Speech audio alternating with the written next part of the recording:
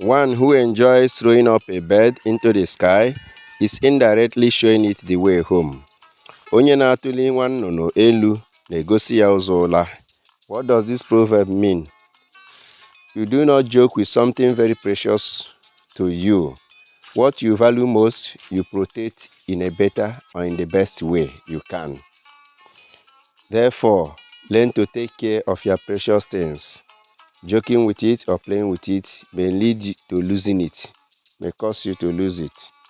One who is throwing up a bird into the sky is indirectly showing that bird the way home. Onye na-atụli nwa nnụnụ enu na-egosi ụzọ ụla.